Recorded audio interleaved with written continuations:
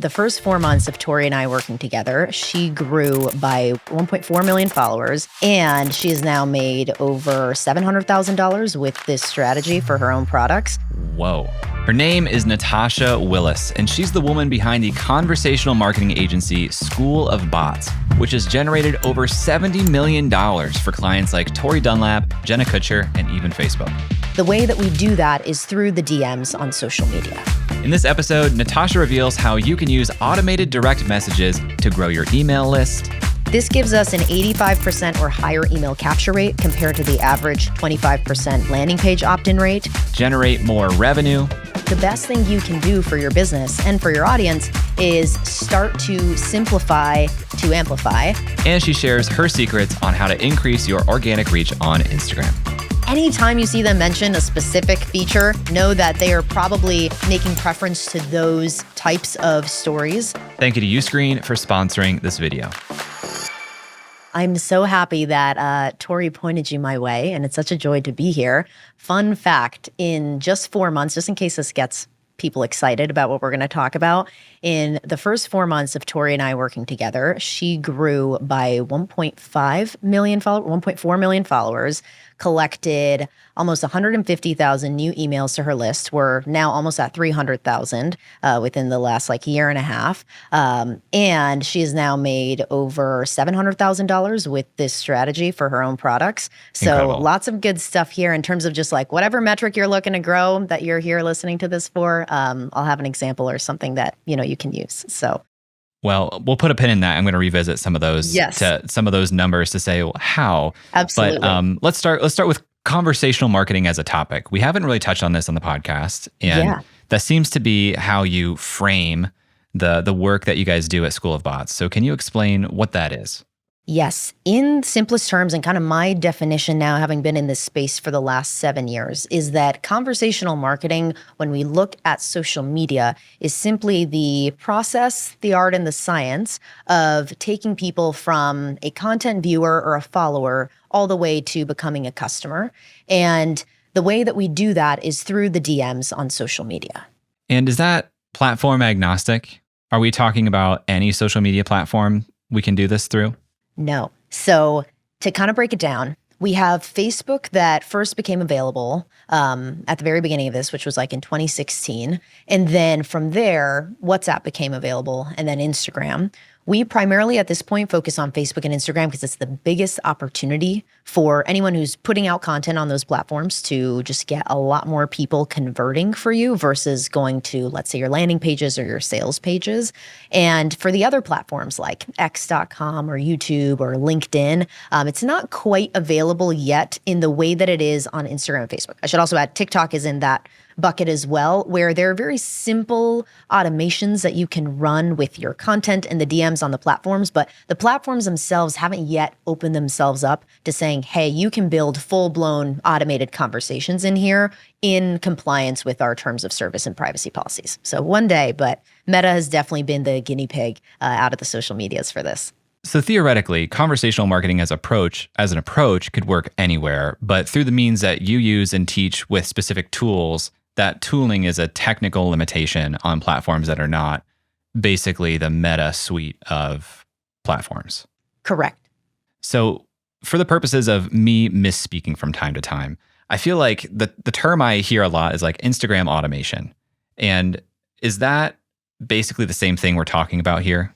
It is, in the sense that conversational marketing is more of saying, let's say, development or social media. It's this bigger picture thing of, hey, even things like website, chatbots or ChatGPT, or some of these things could be considered conversational marketing, right? So the term, I both like it and tend to not use it too much these days because it is just so widely encompassing versus, to your point, Instagram automation is much more tangible. And it's, hey, when somebody does something on Instagram to my profile as a creator or a business, then I can automatically reply in this way to them.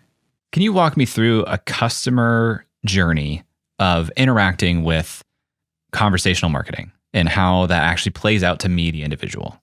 Yeah, absolutely. And to kind of give an idea of where this can start from, I'm going to pull up my screen real quick and show you just an overview of the 9 different places where you can start that automated interaction. So anyone who has an Instagram profile that's a creator or a business can use this, where these 9 ways, just to share for everybody who can't maybe see, is commenting on a post. So this is what somebody would do to you, replying to one of your stories, the bio on your profile, right? Just what it says in text, somebody tagging you in their story, someone directly messaging you, just going to your profile, and hitting the message button on Instagram, using a link that takes people to a DM conversation with you instead of to your Instagram profile, ad traffic as well from Facebook, Instagram, etc. If somebody comments on a live, and then also if somebody is in a broadcast channel of yours on Instagram, we can then send them over to the DMs and trigger a message to them. So these are the 9 ways that we can actually start the conversation. Most people are using just the comment one right now on a post, right? That's the most common one you'll tend to see right now. And I will say that's with good reason, because typically on an average account that we work with, that's going to be anywhere from typically 50,000 followers to up to 45 million followers on Instagram. We get about 70% of the traffic from post comments. So that's the one where typically if you're a user who's going to go into someone else's, DM system, then that's where you would start. You would comment on a post. They might say something like, hey, I've got this free webinar coming up. If you want to get access, just comment the word class and I will send you over the information for that. Just want to pause and make sure that that all makes sense so far. Yeah, so these 9 things, these are essentially triggers. It's an action that the user takes, and that is triggering the next step in this piece of automation. And I think a lot of people watching this have probably experienced the thing you just described of, hey, this is a short form video. At the end of it, they said, if you want this thing, comment this word and that will happen. And that tends to be fairly instantaneous. Why don't you just take us through like an entire example, if you could, of what this interaction looks like, so we understand on the front end how we're interacting with it, and on the back end what is happening to deliver that end result. Yeah, absolutely. So on the left-hand side, we have a post, and that post says comment protein if you want this free breakfast guide. So as soon as you comment, then what happens in the next image here on the right of that is we now send somebody a message. So I know, Jay, I told you, hey, let's not get too deep too fast. But I know your audience also, isn't necessarily beginner marketers or beginner business owners. So I think they can handle just seeing kind of the different steps of this. And I'm going to walk you guys through what's happening at each step. So as soon as somebody comes into the DMs, typically, most of the time, somebody who is using this automation on Instagram would just send the link to their landing page. That's the easiest thing to set up. And truthfully, that's the best thing to start with if you are just testing the waters of this technology. Now, what we do is we take it several steps further, and this example is one of a simpler type of funnel where instead of sending someone to a landing page to go and get, let's say, this free guide, we can instead replicate that same experience inside of the DMs and do things like collect their name and their email, which you'll then see in the first and the second steps here, and even allow them to change that information if they needed to. Instead of them having to go to the landing page, this gives us an 85% or higher email capture rate compared to the average 25% landing page opt-in rate. And it also gets taken over to your email marketing platform through behind the scenes tech, right? And then at that point, we can, in this case, deliver this free guide, and someone can actually open the guide, the PDF, directly in the DMs, so they never had to leave the platform to accomplish this. And this gets us 85% or higher of people who commented on your post all the way to the end of the experience here. It's so wild. So to repeat some of this back to make sure people are following, you basically, you kind of laid out 2 strategies you could take. At the point of the, hey, comment this word, and that trigger sends an action, you could just have the automation say, here's the landing page to get your free thing. And I click that, it opens up a browser, I put in my name and email, I get the free thing. You're saying you guys take that a step further to have that entire interaction happen within the direct message thread, and that is converting at something to the tune of 60% higher than having people go to a landing page. That is correct. I'll show you just a quick kind of graphic of the difference between if you are not using any kind of automation. This is just a side-by-side comparison of what I just showed you versus what you can do with a landing page, right? You miss out on all those people who come to the page, but then just decide, hey, this isn't for me, or they forget to opt in or whatever have you. And then to go back to what you were saying, a lot of people are then also doing a simple automation where it's not really a conversation. We're not respecting the medium that we're in that sense, where it's kind of like, hey, here's a link, good luck. And at the end of the day, I'm not crapping on that in the sense that like, hey, everyone's busy. This is a great way to get started with this. And it can get very complex, as I'm sure you all can start to imagine. But there is so much more that you can do with this to significantly increase the amount of emails you can add to your business, as well as, of course, increase the amount of sales that you're getting for whatever it is that you promote on Instagram. And I'm familiar with ManyChat as a tool that a lot of people in my space use for this. Are we implicitly talking about ManyChat as a platform that you typically use to enable this, or are there other alternatives we should be aware of?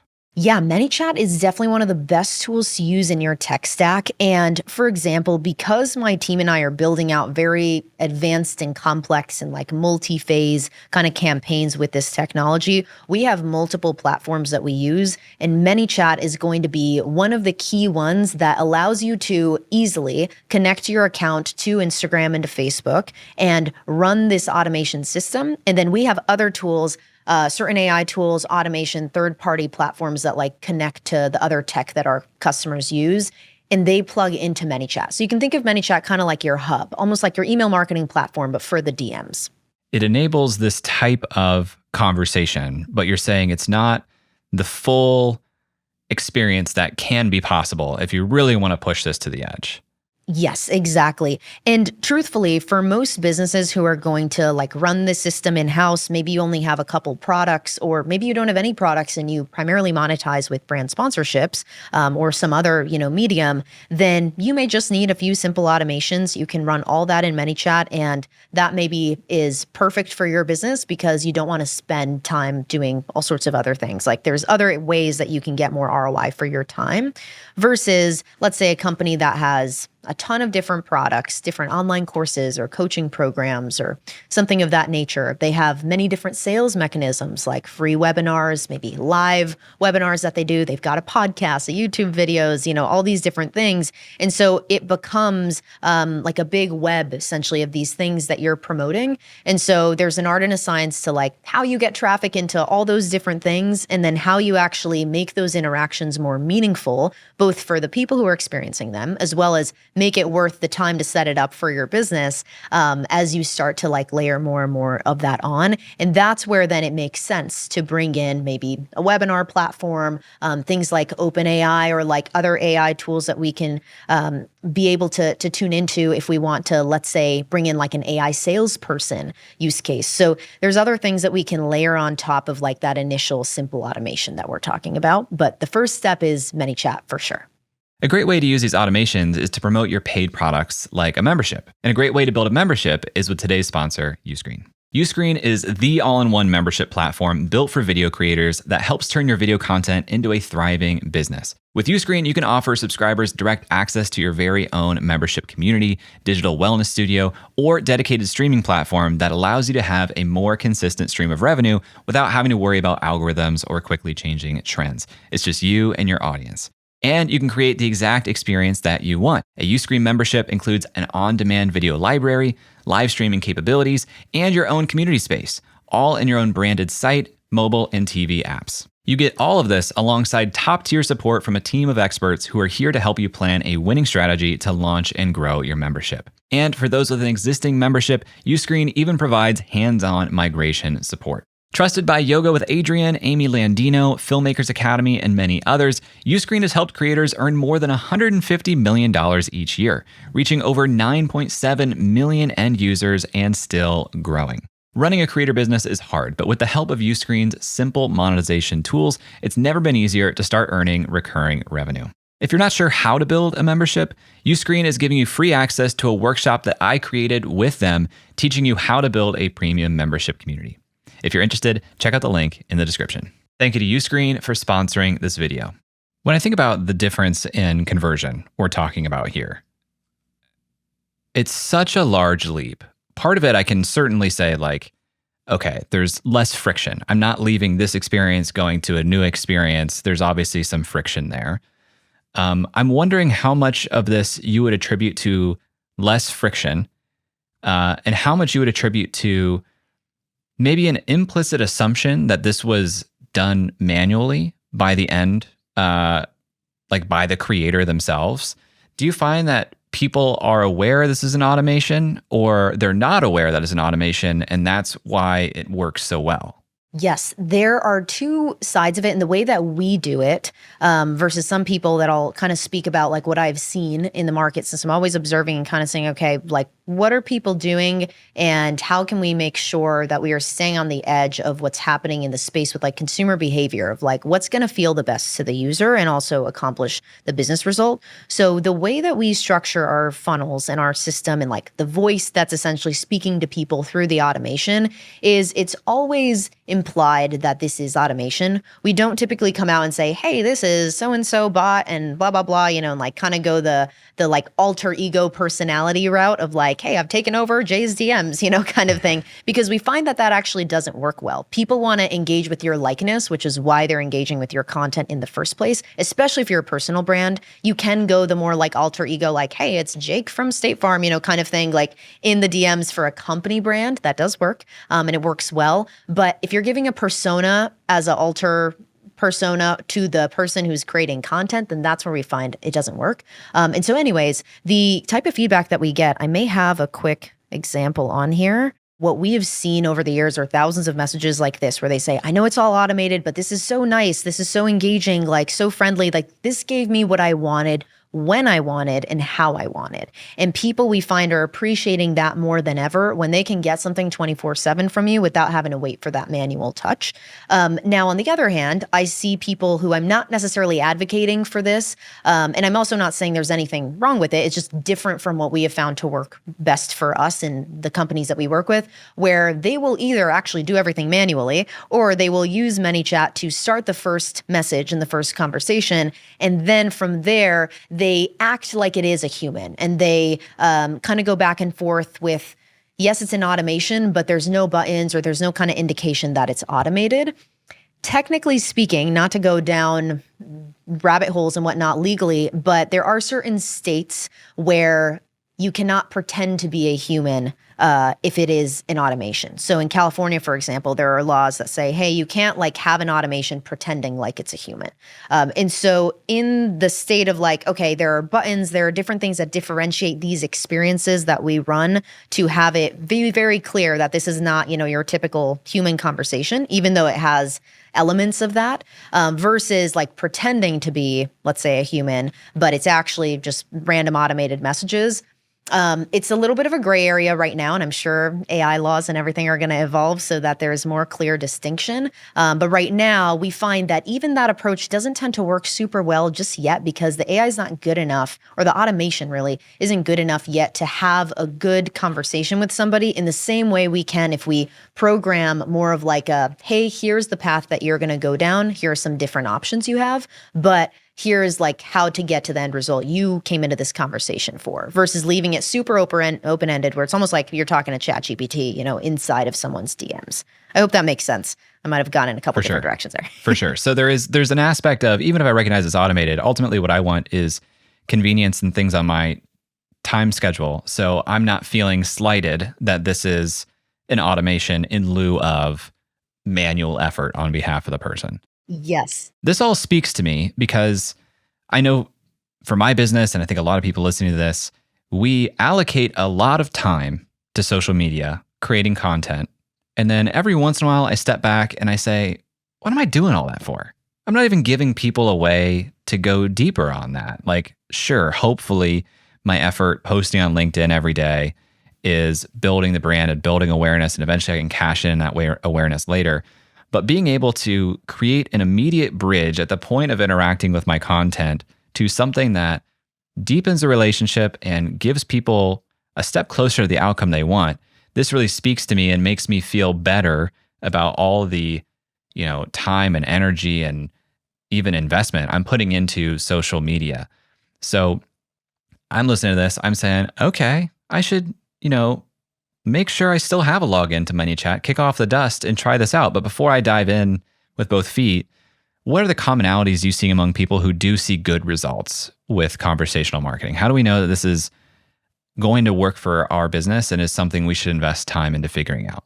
Yes. Thank you so much for asking that because, and I know we talked a little bit about it beforehand, but I think people at any stage in business get so excited about, oh, here's the new thing and here's what I'm going to explore without realizing, okay, maybe I should have this prerequisite before I go and do this. So there are two key prerequisites to keep in mind before you dive into even a simple automation, in my opinion, just because I really value time regardless of where you're at in your business journey or your creator journey. And the first thing is that whatever you're planning to promote on Instagram through an automation, make sure that it's something that is proven.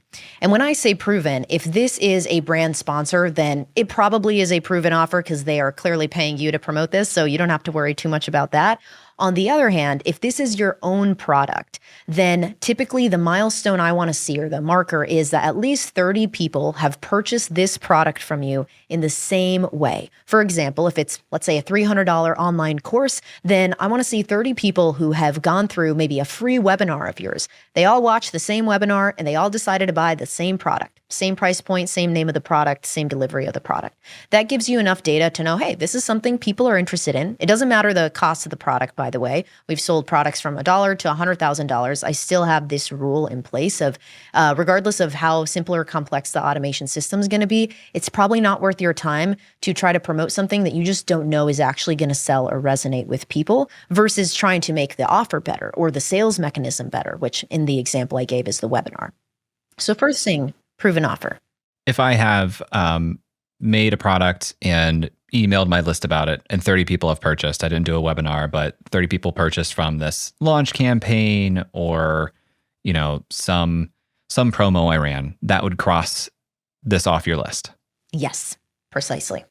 Okay. What's the second prerequisite? And the second thing is making sure you have enough traffic right now that's engaging with your content. Yes, other metrics are useful around knowing, okay, how many non-followers are seeing your content? How many followers do you have? What's your average views per reel over the last, let's say, 30 days? Likes, shares, saves, all those things are helpful. But the most important thing is actually looking at your comments. And so our absolute minimum before you implement, and I would say this is even more important than the proven offer. You can mess up on the proven offer, but if you don't have this, it's not going to perform for you. And that is that we want to see at least 5 comments on average per post over the last 30 days. And I'm being really specific with that because what we have found, and we've tested this on hundreds of thousands of accounts, is that when you don't get some kind of engagement on your posts, and not just posts that are saying, hey, comment this word, right? You can still technically count that, but you would want to see genuine conversation or reaction saying, oh, I so relate to that, or hey, this was really helpful, in the comments of your content that doesn't have call to actions as well. Because then hey, I'm putting out good quality content that's resonating. And so when I make the ask and I say, hey, I've got something that even if it's free, I still am asking for you to give it attention and sign up for this thing, that you're going to have people who feel like there's been enough trust building, relationship building, goodwill built up for them to say, cool, I can, I think that they would deliver on whatever this thing is that they're promoting. I'm going to opt into this. If you're not at that 5 comment mark, then we tend to find that it's very hard for you to get sufficient traffic to the automation so that you actually know if it's working or not. Because if you don't have, let's say at least 5 people commenting on your post right now, the automation typically will 2 to 3x, if not more, the amount of comments that you get on your post by telling people, hey, comment this specific word, I'll give you this thing. But if that's going to be, let's say, the same people over and over, or it's going to be even less than that, so let's say only 2 people comment the word, then was it really worth your time setting up the automation and having to go through the whole process, just to have a little trickle of traffic come in? So those are the 2 most important things above all else that I would kind of grade your profile and business by right now to say, hey, is it worth my time, or do I need to focus on the offer first or focus on making better content right now that's resonating with people who are seeing it? And implicitly, we also have to be operating on Messenger, Instagram, or WhatsApp. Correct. Yes. You didn't mention follower number. You mentioned comment number. Do you see any correlation between comment number and follower number? Should we worry about the number of followers at all? Or is it purely, if you're getting 5 comments, no matter how many people are following you, this can work for you?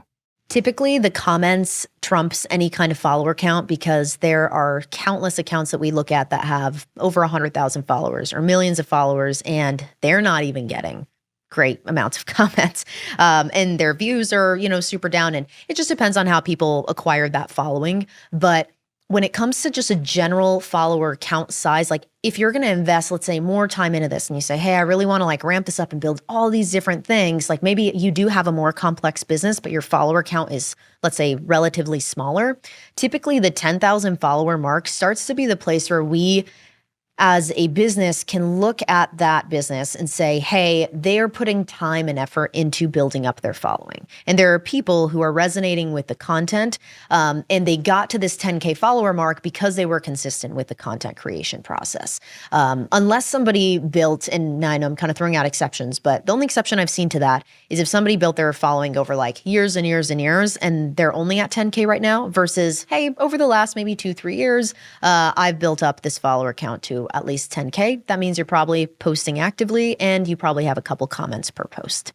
Because I'm fairly new to Instagram, I don't know all the games that are being played there yet, but I do often see these profiles that have like hilariously high numbers of followers inexplicably.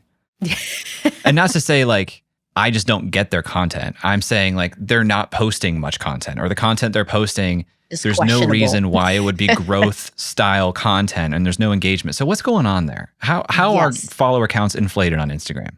Yeah, there are several ways that this happens. The most common way is that people buy followers, meaning that they are buying from these, let's say, bot farms in countries where places like India or China or Pakistan, where there are these essentially farms of phones where they will essentially amp up the amount of followers that you're getting. And these accounts will have all sorts of random, things and information on them, but they won't be actual people, right? It's just a bunch of fake accounts that are being created. And so you can still pay nowadays, even though these services get shut down all the time by Instagram directly, you can still pay for services like that and they will get you a certain amount of followers. Now, the problem with that strategy is what you'll kind of notice is that if you look at these accounts on something like socialblade.com, you'll notice they lose a lot of followers every day and then they gain just a little bit more so that way they're always kind of growing. But the amounts of followers they're losing and gaining, like kind of equivalently, are usually pretty enormous as people get into like the millions and millions of followers. So that's the first way. And then I can speak to some of the others that are not maybe as unethical, let's say, or as I'm fascinated. Continue on.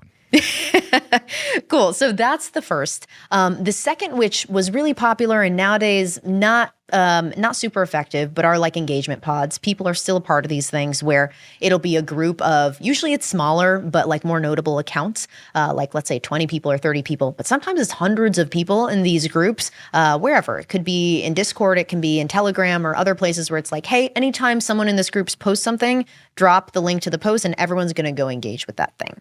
And then the third way, which is almost unintentional, but it can happen and it becomes something that businesses just have to figure out what to do with, is if you have run a lot of ads as a company, you may have gained a lot of followers over the years because people tend to follow you if they liked your ad. It's just a common behavior that happens is they click on the profile and they say, cool, whether I'm going to buy or not, like, I liked that, I'm going to hit follow. But then those people don't end up engaging with you that often, or the profile just doesn't post that often because they're primarily relying on ads to grow the business. And so as a result, you get a lot of inactive followers who just are not going to see your stuff when you post because you just don't post often enough, and then they're not engaging with it, so then they're not seeing it in their feed. Those are kind of the three most common that I would say I see, and there's plenty of other like offshoots of that. My assumption is having an inflated follower count of people who aren't real or aren't engaged makes it difficult for your content to reach outside of your followers. Is that correct? It is, to a degree. What's been interesting now, and Gary Vee talked about this quite a bit in his newest book, Day Trading Attention, which I love and highly recommend to any business owner or creator, is that nowadays it's easier than ever to go viral. Like, people have a pretty equivalent chance of going viral if they just use the right sound or just do something a little bit more unique, that captures attention. And so what's been kind of interesting is I observe some of these accounts that you're talking about, and I love the way you described it, like a hilariously high, that's a tongue twister, amount of followers with, let's say, subpar content. is that these accounts though could still potentially like have a big piece of content that absolutely goes viral and crushes it, but the likelihood is low. But it's becoming higher because now Instagram, at least as of right now, because things are always changing, is that they used to show your content to a small number of your followers, and based on how they interacted with it, they would then push it out to more, and then eventually your content would end up maybe on the explore page or get recommended to somebody in someone else's feed, since they do a lot of like recommendations now, kind of like YouTube Shorts does as well. But now what they've started to do is that they also show your content to a number of non-followers, and depending on how those two groups engage with your content, they then decide to push it out to more of your followers and or more non-followers, and see if more people can, see that content and see if they like it. And so there are little tactics that you can use. I shouldn't say little because they can create big results, but things like using a trending sound or doing using one of their newest features that they drop because then they push more traffic to it. Using stuff like that can sometimes then make a post pop off for you, even if you have historically posted subpar content. And is that the goal? Like when on Instagram should I be trying to pop off and get to new viewers versus not? Because I mean, like implicitly you might think, yeah, more eyeballs, more impressions, more views, definitely do that.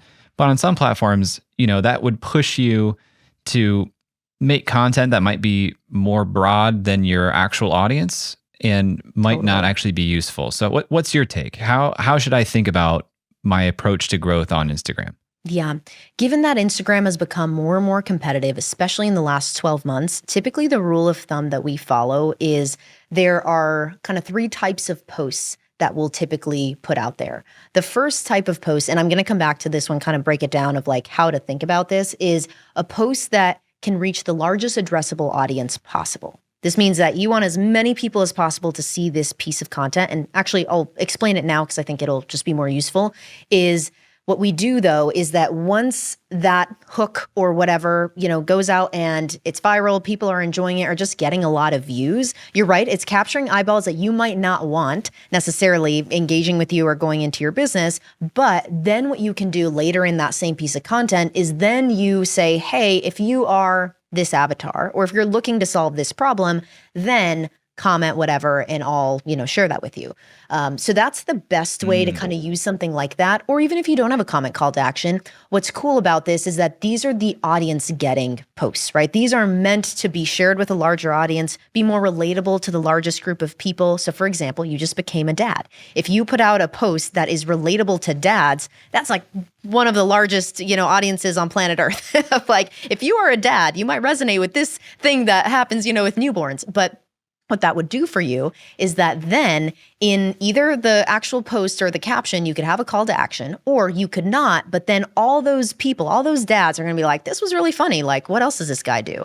And so they go to your profile, and then your profile acts as the filter then. And they say, hey, I actually happen to be a dad who's also a content creator. I really like this guy's content. I'm going to hit follow, or I'm going to engage with him. I'm going to go and look at some of his other posts. Mr. Beast talks about this as well with YouTube channels, right? Where it's like, if I enjoyed the content, I'm probably going to go and binge now some more videos from that same channel. So in the same way now, people go and quote unquote binge your other content because they want more of it. And so now, then you go into the second type of post, which is something that is more specific for your target audience, but doesn't speak to people as if they already know who you are and what you do. You are being a little bit more like, hey, I am a creator who does this or whatever, but you're leaving it a little bit more open while not targeting the largest addressable market. It might be your target audience, which might be dad content creators, let's say, which is one level smaller than just like all dads of the world.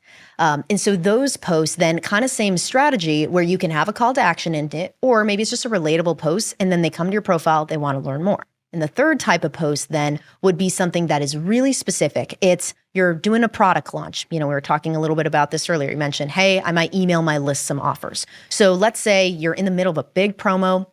and you say, hey, I'd love to make a couple social posts about this. So in the post, you might then get pretty specific and say, hey, my coaching program or my course or my paid newsletter or whatever is coming out.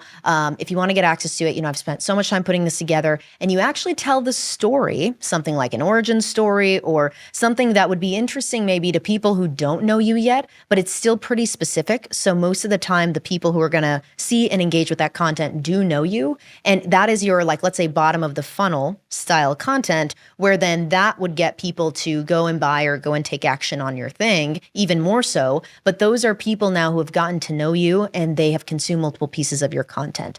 So if you want to think about it as top of funnel, middle of funnel, bottom of funnel, we just rotate through those. So every third post is that more top of funnel, largest addressable market.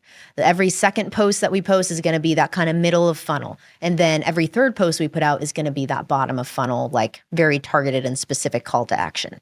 This is really smart. I mean, it maps very directly to a framework I've been taught about YouTube from Patty Galloway, his core casual new framework. But I hadn't thought in terms of Instagram and basically any other short form platform. I hadn't thought through the lens of broad interest in the content itself, filtered through specific call to action or filtered through specific profile. That's kind of an unlock for me. I like that. Amazing. I'm happy to hear that. Okay, so I want to go back now to this example you gave at the very beginning of the episode with Tori and these huge results you shared of she's grown her account over 1 million. She's had $700,000 in business driven from this. Help me bridge the gap between some of the beginning strategy you showed us here and what she's doing. How can we visualize what this looks like at that level so we can start to understand what it would take for us to get there? In terms of the larger strategy, so we've talked a little bit about some content frameworks here, which are an important place to start because one of the biggest mistakes that I see content creators and business owners make on Instagram is that they try to promote too many things every single week. And it is such a condensed timeline to where it'd kind of be like if I sent you an email and I had 10 different call to actions and they're all over the place for different people maybe, or just different solutions. And people tend to do this a lot and it might just be because they just don't think about it. And they're like, well, I'm just going through my day and I'm going to post my athletic greens link, my interior design, some furniture link, affiliate link, and my online course and my lead magnet, my new podcast episode. I'm going to put all that on my stories today. It just, happens by the end of the day. And then they tend to also approach their content in that way, where in a given week, you might have a post with a call to action to a new podcast episode, all those affiliate links I just mentioned or brand sponsors, plus maybe you've got your own stuff. You're like, oh, wait, I didn't promote my own thing this week. I've got to make sure I promoted my newsletter and my webinar and my course. So by the time you get to the end of each week, there's so many things that you're throwing at your audience, and people already have a million options, right? We're just bombarded with options every single day through ads, through different creators, through the content we consume, friends referring products to us. And so the best thing you can do for your business and for your audience is start to simplify to amplify by focusing on one core thing each week if possible. And so with Tori, what we did is that she, yes, might have these promo periods during the year where there's 2 weeks that we really focus, let's say, on one product to sell. But most of the time we can alternate through each week a specific offer that we're focused on. And so over time, we have now, I want to say something like 30 different funnels that are running in the DMs, kind of like the one that we walked through earlier, where there's these multiple steps. We're collecting names, emails, and then we're leading people to whatever next step is going to be for them. So there is a collection of free webinar registrations, those types of funnels. There are a number of freebies that people can download and just view right then and there. There are a number of affiliate and brand partnership ones, which I actually want to show because it's a little bit different from what I showed you guys earlier. So this is an example of how somebody can see a post where she's in the finance space, for those of you who might not be familiar with her first 100K. And in this post, she is promoting a high yield savings account. And this is one of the best performing campaigns that she has. We've collected, I think, almost over 130,000 emails just from this campaign alone. So this has been highly successful. And typically when you promote a brand partnership or sponsorship, you tell people to go to your link and that's that. You don't really benefit until that person buys or does something with that link, and then you get paid by the brand, either per person or maybe it's just a flat rate to promote for a given period of time. With this, what we're doing is we're able to collect people's emails, which happens after they initially opt in. We then have a little conversation with them. We're giving positive affirmation as to like, hey, this is really like my best recommendation. I trust this company to essentially be the high yield savings account that you pick. And then at the end, we take people to the affiliate link or the brand sponsor link. So we get a 2-for-1 here. Wow. One, these people are interested in high yield savings accounts, which probably means they're interested in the other things that Tori supports with, because it's all around, building your personal financial system. And so we add those people to our email list, which we could also follow up with later and be like, hey, did you get a chance to sign up for your savings account? If not, what are you doing? Like, here's the link. Totally. Right. So that's one way. And it's also, I have a friend as well who, and I don't know if he's still doing this, maybe I won't name him by name now, but what we talked about a couple months ago, he's a big content creator as well in the like resume and interviews space. And he had different upsells of his brand partner packages based on whether he would run a funnel like this with them or not. And he'd say, hey, I'm going to collect emails and I'm going to send them follow-up. So if you want that extra juice, then it's going to be this tier of my, partnership offer. That's delicious. So it's something interesting. It also adds some motivation for you as the creator, if this is something you want to test, where you say, hey, I'm not going to put the extra effort into this unless I get paid more. But if you do have your own products, then it's totally worth it to collect those emails. And then, of course, you then get the double dip of, okay, now these people are going to go and take action. And the one thing you don't see here is that in between each of these steps, if let's say I was the person going through this and got super busy, like someone calls me in the middle of this conversation and now I jump off Instagram, I forget about it. We have follow-ups at each point where they are thoughtful GIFs or funny GIFs, voice notes, selfie videos. We're like, hey, if you still want this, like make sure that you take action on this. So there are some thoughtful follow-ups that happen if somebody drops off. And then also at the end, we can follow up too with them, maybe a couple hours later or a day later and just say, hey, did you get a chance to do it? Right. So these are some creative ways that you can use campaigns like this. And this is one of those types of funnels that we ran that wasn't just for her own products. Wild. So do you find that the folks you work with are the people that are doing this the best? Does this automation end in like a product pitch within Instagram, or is a lot of the final like transaction pitches happening in email? Yeah, it's a mix. And we try to do both if we can, because you're going to have people in different phases of their buying journey. There might be somebody who, for example, with Tori, she puts out a lot of content, typically 2 posts at least a day. And there are people who are going to consume, let's say 10 posts at some point and say, hey, I would love to go deeper. Like she keeps talking about budgeting and like, I just don't have a budget. Like, can she help me with this? And then the next post is, hey, if you want to get my budget template, comment budget, for example. And so those types of situations where somebody is a little more hot and ready to buy and take action, they might be the ones who buy immediately. And you may get some people who either, got busy, jumped out of the DMs, forgot about it, maybe get a follow-up a few days later, they buy via DMs, or they may need just a little bit more relationship building or more proof maybe, or they just weren't ready yet. And they're like, oh, this is great, but you know what? I'm like super strapped for cash right now. I'm going to hold off. Maybe next month I'll try to invest in something like this. And then those people you might end up converting via email, because you want to make sure you're also sending emails ideally with an email sequence or your weekly emails, right? And eventually they decide that either they want to buy the original product, or better yet, let's say that person's like, hey, actually, I ended up figuring out my budgeting over the weekend. My boyfriend helped me. Like, I feel really good about that. But you know what I still really need is a high yield savings account. And then maybe you get an email about the high yield savings account and you go, oh, awesome, I'm going to go do that. So it's an opportunity to either pivot the offer that's being offered or upsell people to just take more action with your products or with brand sponsorships.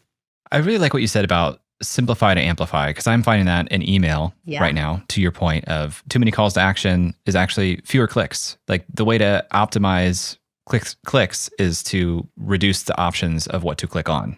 And it sounds like you're saying that is also true in social. Yes, absolutely. In so many different ways, it's literally present in every single aspect of social, from like the link in your bio, which is not completely gone with this. Like you do still want to have that there, but it's just you're not going to get the most people engaging with that. You're going to get more people engaging if you tell them to comment on your posts and reply to your stories and that kind of thing. But then it's also even simplify to amplify with not just what you're promoting per week, which is like the bigger decision. And if you do that, you are going to see better results just right off the bat. I've just never not seen it not work.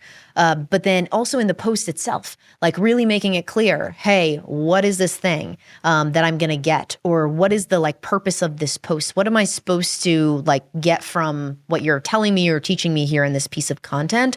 All the way to how do you bridge the gap of, oh, I taught you, 5 simple exercises you can do from home without any body or with body weight, to, okay, I now want to be in your coaching program. It's like, okay, how do you make sure you're bridging that gap and telling people what the outcome is then of that coaching program, since you just gave me this in this post? So it very much is about that, like making sure one call to action, same call to action, like, all those things. It sounds simple, and it's tough too when you're like, you don't have the muscle memory to go through it, right? If I like asked you to record a podcast and then upload the podcast and put everything together, it's kind of muscle memory for you. You've done it so many times. But if I ask you to go and create, a type of video maybe that you've never done before, it's like, you just don't know what you don't know. You're in that unconscious incompetence phase. And so the more that I can just harp on that message for everyone here, I think just the more you're going to get out of your Instagram, whether you're like an Instagram god or you're like, hey, I'm getting back into the game or kind of starting it up. Just keeping things really simple. One call to action, one offer, like where you can, will help a lot. I want to recap some of the use cases you've shared here. We had freebies, lead magnets. You mentioned that. We've talked about sponsors. We've talked about affiliates. We've talked about our own products. What major use cases are we missing here for automation?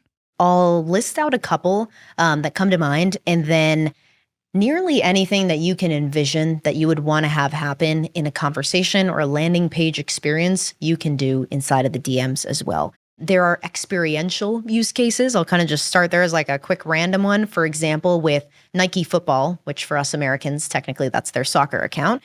And we supported and consulted them in an experience, I think it was last summer, or maybe 2 summers ago now, where it was all around this like daily challenge kind of thing with their audience, and none of it was leading to like a sale essentially or a conversion point. It was all about the experience that we're giving with these super customized, incredible high definition videos. And it was all around essentially like one of their specific athletes, whose name I'm going to mispronounce. So I'm not even going to try, but it's like one of the largest soccer players in the world, most well known.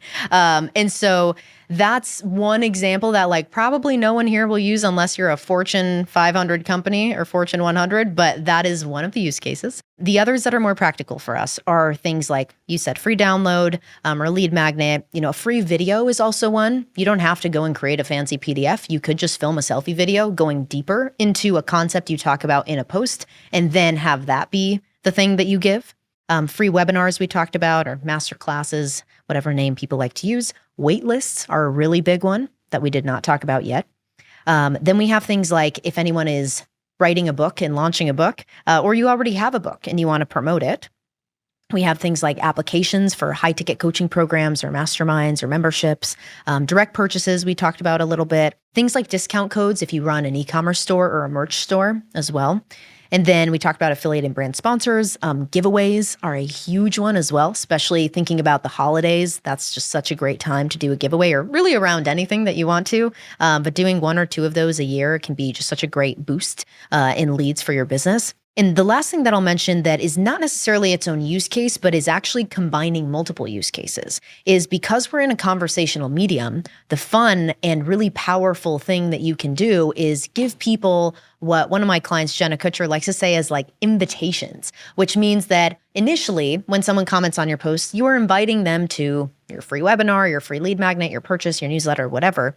Once they get into the DMs and they've given you their name and their email, then now we might have the opportunity to invite them to something else. So we can say, hey, I've emailed over your free guide and I'm really excited for you to dive into it. But super quick, while you're here, are you looking for more help with XYZ? And someone says, yeah, I actually am. Like, the guide sounded great, but really, like, here's my deepest struggle with this right now. And we have multiple choice questions and things we can do there. So it's super easy. And then from there, we can then say, cool, well, actually I have, and then maybe they opted in for a free guide. Now you're inviting them to the free webinar.